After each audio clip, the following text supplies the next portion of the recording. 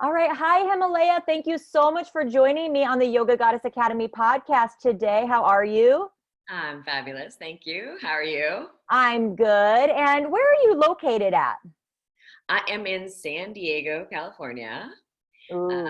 yeah, it's beautiful. I'll come visit you whenever you want. So you just let me know and then I'll just come visit and we can be out in the Totally. sun. Anytime. Absolutely. Come. It's beautiful. Yeah, I'm so excited. We chatted a little bit just to see if this would be a good fit. And I'm so excited that just to get into everything that we're going to get into today, because I know that we have a lot to learn from you for sure and a lot that you can share. So before we dive in, can you just tell us a little bit about the role that yoga plays in your daily life? Yeah. So yoga is as you know, ladies here and everyone, yoga is it's a pathway. It's a pathway for us to be in liberation, to be free. It's funny because our topic is free from the mind.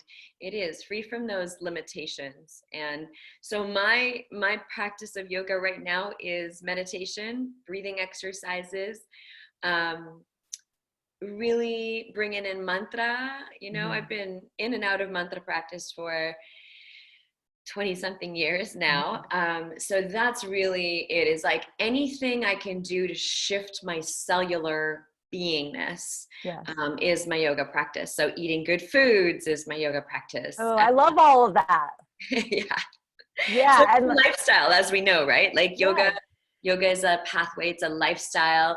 It's not necessarily just asana. I know that you're not teaching just asana. You're teaching like this is a pathway for us to be in liberation and into freedom. Liberation is freedom, right? So Yes. yeah, that's it. Right now is like sitting at my altar, chanting my mantras, being with the divine as much as I can, being in conversation with my allies, with the ancestors, with the devas and devis in the Vedic traditions, is the archangels, angels, and living a good lifestyle. Doing the least amount of harm we can do here while we're here. Yeah, exactly. And we've been talking a lot in my Facebook group, the Yoga Goddess Collective, about just self-care, and something that always comes up for me is my morning routine. Can you tell us a little bit about your morning routine? Oh yes. It's my most sacred time. I love it. I had a feeling. Yeah, my morning routine is I wake up, I come downstairs, and I love that I wake up, it's quiet, nobody else is around. And I make my hot water with ghee. Right now, that's what I'm doing, is like having a little teaspoon of ghee and some hot water first thing in the morning. Then kind of come in and out of this practice. And I also come in and out of the oil pulling. So I'll do that sometimes the first thing.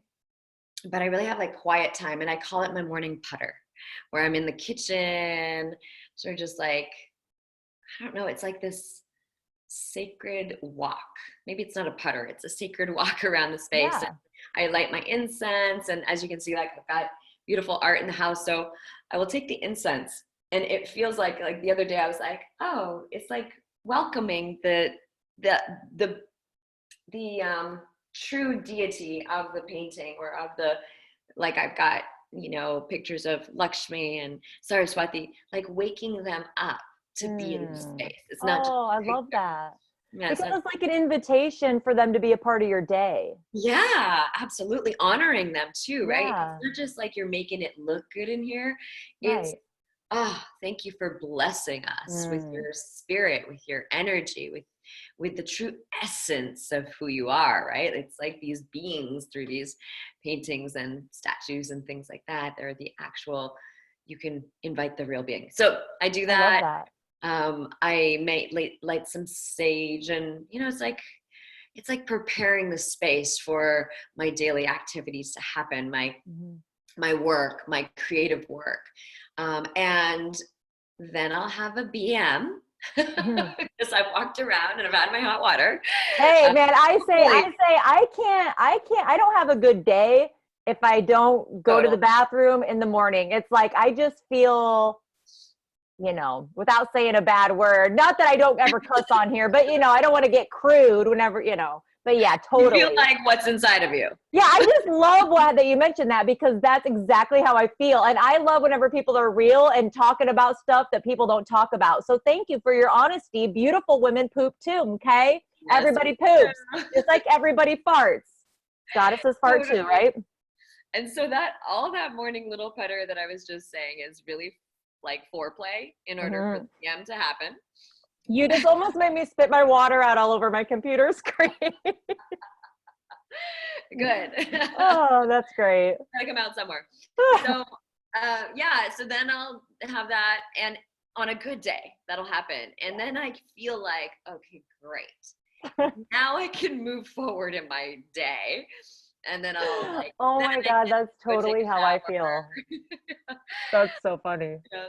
And the shower process is like dry brushing. I'll at least do that.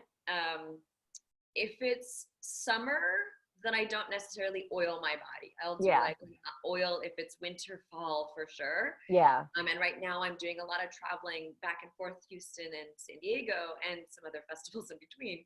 So that I'm like definitely doing some oil practice. Where I do Abhyanga. It's called Abhyanga. Would you say what's your dosha? So my by birth dosha is actually Kapha Pitta.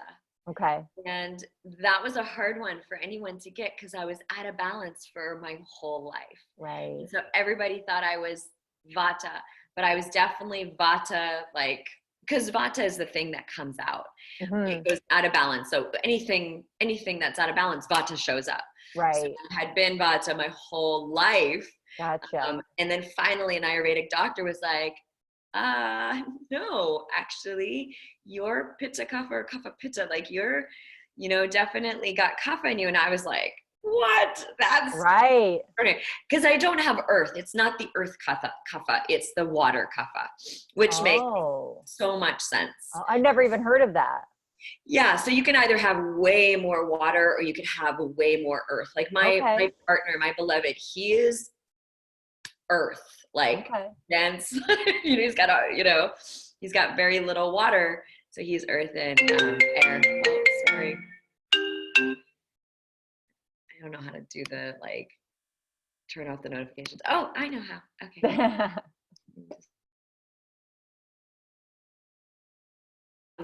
But yeah, so then I'll have that, and I'll what was I just talking about?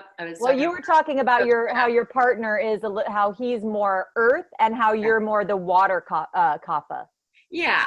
So if you think about water, it's ever changing and like moving and adaptable and fills whatever, cup you put it in, it takes the shape of that. Yeah. So I definitely resonated when he said that. I was like, oh my God. So when I'm in balance, I am, kapha and pitta. I love that. Grounded, but like able to move.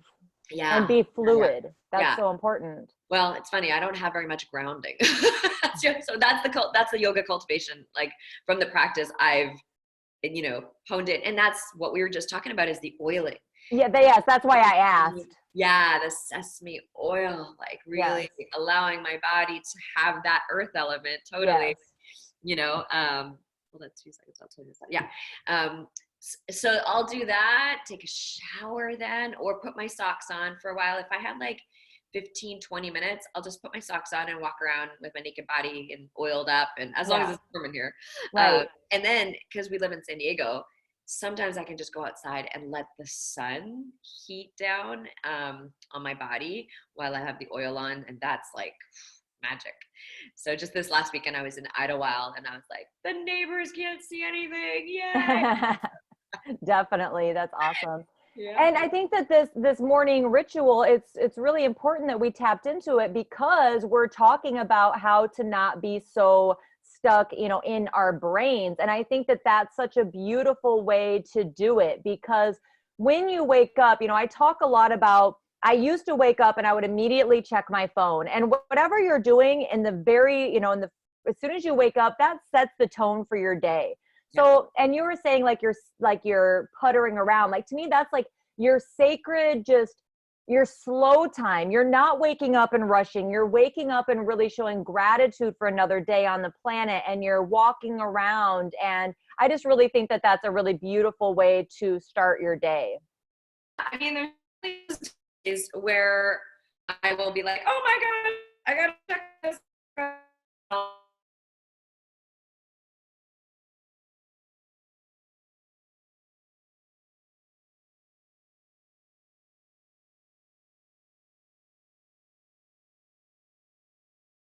And things like that, then I will, yeah, I'll be like, okay, I gotta grab my phone. But I still do it in a slow way. But those practices, like the oiling, really nourishes my nervous system. But because if we just grab our phone and then we're just like gone for the day, ooh, yeah. But I did want to say, like, there is those days where I grab my phone first thing too. You know, this is the culture that we live in, and this is but mostly I am experiencing when I just put my alarm on for like an hour earlier. I don't have to, like, I don't feel like that, gotta grab my phone thing. Exactly. So I can just leave my phone upstairs, and we don't bring phones in our bedroom anyway. So like we have like a phone free zone in our room, in our bedroom. And then we also turn the Wi-Fi off at night. Just an FYI for those of you who don't do that. It's a really good practice to do, because those EMFs are going all night long. Yeah, so, for sure. That's a good idea. I'm just gonna blow my nose for a second. Okay. I'm gonna let my dog in actually while you're doing that. Yeah, so like some of you out there in this awesome Facebook group with Crystal, like, what are your practices? I'd love to hear, like, what works for you and what doesn't work for you, right? Like, I'm now 27 years or something into yoga and practice and all of that, but like, you find your own way. We all find our little additions, or things that come and go. Like I said, the oil pulling comes and goes for me. And the ghee, I'm not doing all year round. It's like certain seasons and certain times. So what works for you? I'm curious. In the comments, if anybody wants to share, I'd love to hear. Curious. Yeah, and I think that that's really important to bring that up, because it's not going to be the same for everybody. Not everything's going to resonate. Try it out for a little bit, and if it's not working for you, if you don't enjoy it, then don't do it. So what I've been doing, like this morning, I woke up at 5, and I'm trying not to look at my phone. I used to get on Facebook constantly because my business is on Facebook. So I'm not like on Facebook scrolling through, like people will be like, oh, did you see such and such, like I'm like, no, because I'm not just scrolling through and looking at that. What I'm doing is just getting on and replying to comments, and replying to messages. And that's all really I do, and making posts and showing up for my tribe. And being in connection, right? Like there is that aspect of Facebook, whether it be our business or personal, there's an aspect of connection. But sometimes I hear what you're saying is like, there's that mindless, like, it's like the news. It used to be the newspaper. Now it's Facebook. Right. So it's like what's happening in our world. Some of the things, I don't even know if was it Facebook that I first saw when, like, big things are happening. Yeah. Like tragedies and things like that. It's like, okay, wow. So it is our news in some ways. Right. Well, that is where I see it usually, because I don't watch the news and I don't read the news, because that's not how I want to set up my day and my reality. And I know to some people that sounds, well, like I would be ignorant, but hey, I'd rather be ignorant, because I say I want to show up for everybody that hopefully I can inspire. And I'm not going to be able to inspire people if I am completely overwhelmed with what's going on in the news, because I'm an empath. Like everybody really is an empath, but it really affects me. Like I feel so bad for people whenever I hear that stuff, that it's really hard for me to pull myself out of it. So I don't even, where my husband, he starts the day looking at the news, and I'm like, I don't know how you can do that. He's trying to shift it a little bit because I think I'm rubbing off on him. But anyway, getting back to my morning. So yeah, so now what I do is I get my whole morning routine done before I even look at Facebook. So after I wake up at 5, I get the coffee going, I sit down, I meditate for 20 minutes. Then I get my coffee and I grab my journal. I look at my journal and close my eyes and visualize my dream life for 15 to 30 minutes because I love visualizing. It's really fun. So the time just flies by. So I'm really visualizing what my dream life looks like. And not just that, but having gratitude as if it's already here. So really getting into that vibration and just thanking the universe for it being here already, even though I can't see it with my eyes. I know it's here vibrationally, right? Yeah, that's So beautiful. Yeah, yeah. energetically, vibrationally. That's what we want to tune into what we truly desire and see it, Mhm. feel it, and breathe it, and And it's so all of that. fun. Yeah, yeah. So doing that, and then I get my daughter ready for school, and then I go work out for about an hour, and then I come home, take my shower, then I check Facebook. So I'm trying just to be on Facebook 3, 4, 5 maybe times where I just go in with intention and check everything instead of being like, oh, it's a commercial. Not like I watch a lot of TV anyway, but my husband's got to get up and go get something from the kitchen. Oh, Right. and I think like even if we're using Facebook for good, it can still be, it's a mind numbing activity, or it's giving you that shot of endorphins or whatever it is Yeah. that you need. And I don't want to rely on that. Mhm. So I'm really trying to be cognizant of it. Yeah, that's great. Yeah, you definitely don't want to be tuned out. And so, like, what the morning practice is for us to be Mhm. tuned in first, and relax our nervous system so we're not like jolted by the news or whatever. Because, Yes. a lot of the women that I work with are empaths, and I am an empath. And so I've spent like 30 years of my life just getting burnt out, knocked down. Totally. Well, I want to say like 15 years of that. And then like the last 15 has been like, okay, how do I actually prepare myself to be in the world, Yeah. to feel on the level that I am gifted to feel on, Mhm. but also not be taking on and taking in For sure. that. So there's specific practices. I actually teach it in my embody program and in my secret sauce mastermind, where it's like, it's literally 30 years of my life of what do we need as leaders, especially those of us who are empaths. Mhm. How do we create self-care that will actually cleanse out the things that we're holding on to from other people and the world and the devastation and all of those things that we're holding in our being? Yeah. How do we clean that, clear that, and come back into connection again? Because Yeah. that's what we're really looking for, is connection with ourselves. Yeah. So I've got this like little four-step process of like, anytime I travel on a plane, because and now on airplanes and stuff, like I'm just wearing this mask. I should show it to you. It's upstairs though. It's like this, like I'm just wearing it and I put essential oils on it. So I don't care. Like there got to a point where I was like, I don't care. I'm gonna, like, I look like this when I'm through actually it's black. So I'm like, I look like a superhero. It's fine. But I do feel like that's part of it, right? Is like not shutting off or separating myself, Mhm. but containing Yeah. my energy, especially when I'm in large groups. Like sometimes I'm on a stage too of leading like 2,000 people or something, like Right. there's those times where afterwards, like it's elating because it's part of my purpose, right? Yeah, And I for know some of sure. you are like called to Yeah. serve in that way too. But there's also the other side of it, is like, I was finding I would be like totally serving, and I've been doing this work for a long time, right? So I would find myself depressed and knocked the F down Mhm. afterwards, like Mhm. knocked down, and I would be crying and like on my hands and knees. And my teacher, he's like, listen, he's my Vedic spiritual teacher. His name is Jeffrey Armstrong, just FYI, for those of you who want to go deeper into Vedic practices and spiritual, Well, pathway. maybe you can, yeah, we'll put that in the show notes if you want to send us the link. Yeah. So he was the one who was like, you're taking it on. And that's part of being a spiritual teacher. Mhm. You end up taking it on, but you must put in practices that Yeah, for are going sure. to alleviate you. Otherwise, Yes, you're complete, right? totally. And so that was like, 15 years ago now that he said that. And I was like, okay, got it. Like I'm clear.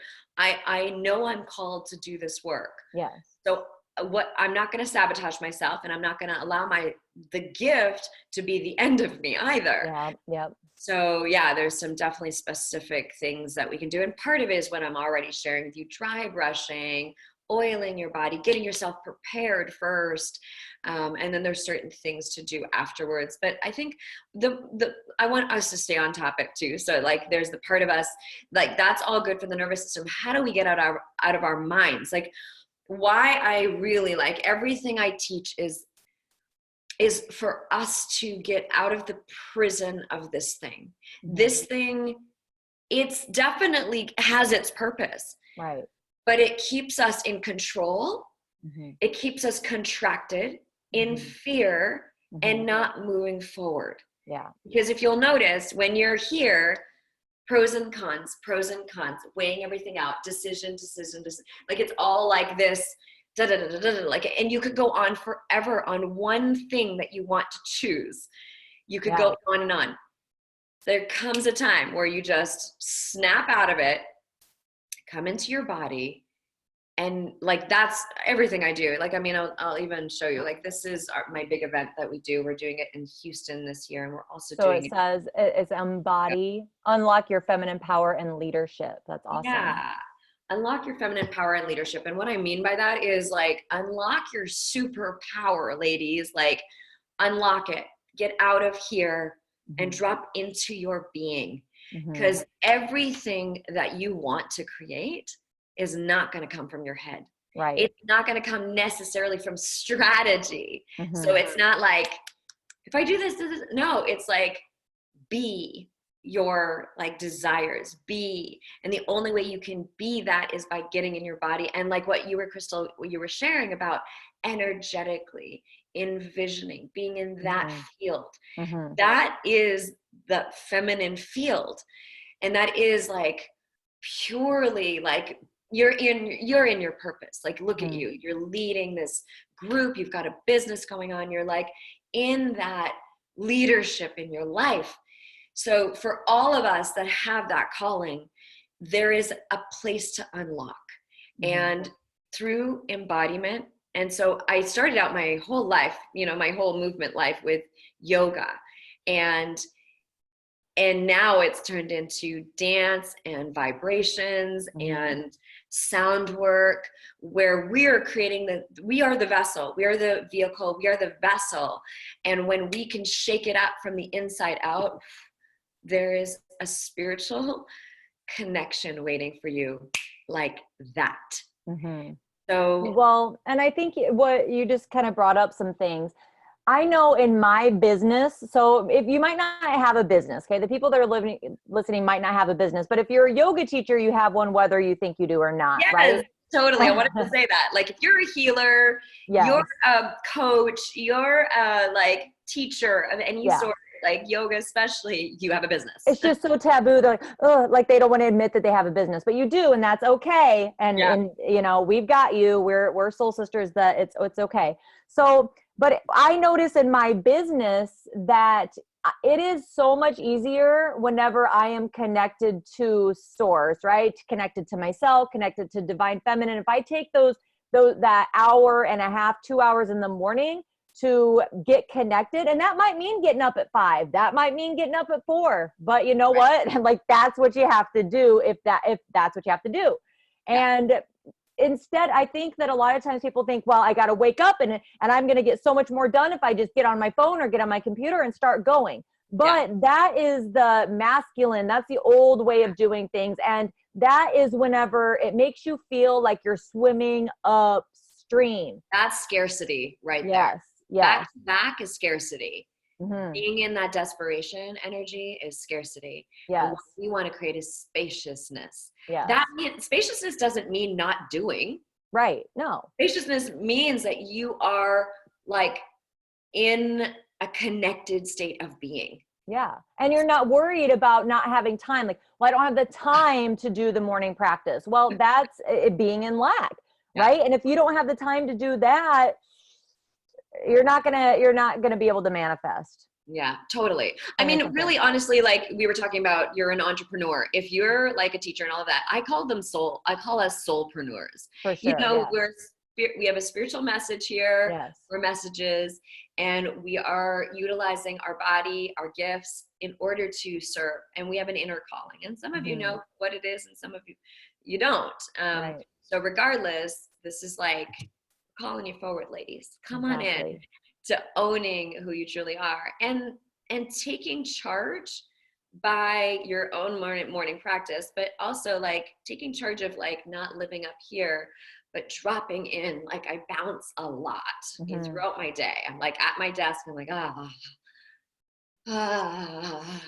you know, even Crystal and I, before we got on here, it's like, getting the energy going. And it's interesting. It's not even getting the energy going. It's like just allowing our energy to move. Right. And that's really what the embodied pathway is. It's like allowing your energy to move in your body. Otherwise we're contracted, control, all of it, and in fear and instability. But if our energy is moving, then honestly, you can create the most prosperous, powerful, purposeful life.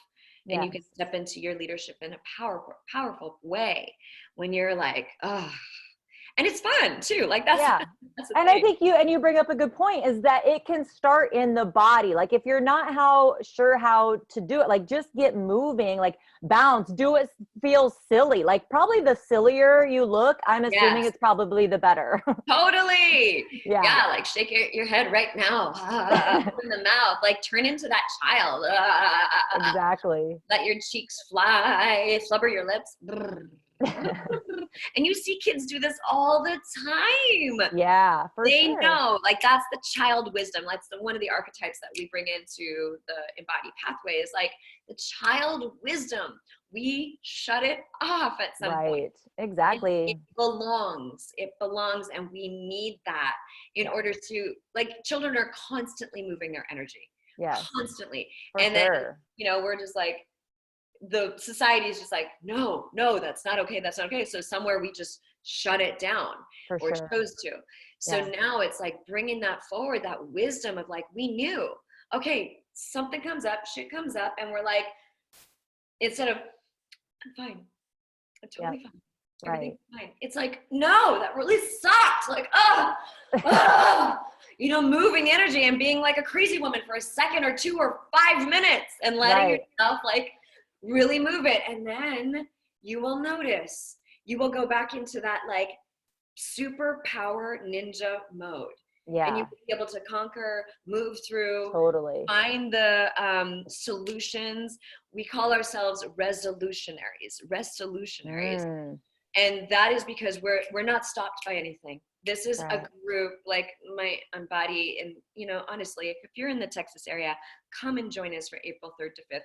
This is what we're going to be doing, is initiating you and welcoming you into like this pathway of becoming a resolutionary.